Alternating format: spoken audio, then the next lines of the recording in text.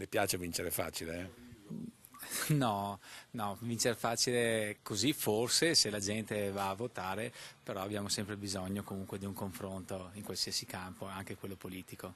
Stefano De Pieri, candidato unico alla carica di sindaco nel comune di Chiarano. Alcuni lo chiamano già scherzosamente il Podestà, non tanto per la camicia nera che da sempre fa parte del suo guardaroba, quanto perché governerà il comune senza opposizione. E non è un caso isolato, guardando cosa è arrivato sabato in prefettura. Con Chiarano anche Povegliano, Cimadolmo, Mansuè, Gorgo, Miane e Sarmede.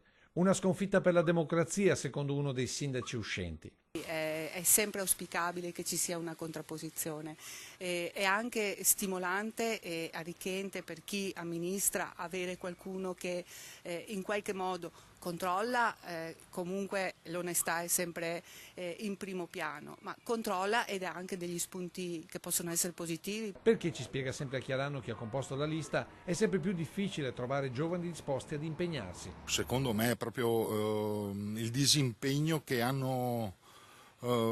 procurato la politica verso i giovani, soprattutto gli ultimi anni. Insomma, nella Marca, almeno per alcuni comuni, vige il famoso detto "mi non va occupata".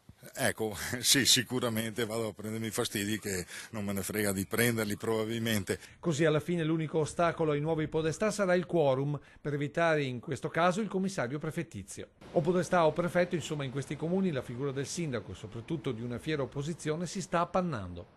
Il volere del popolo ovviamente comunque fra 5 anni potrà comunque cambiare.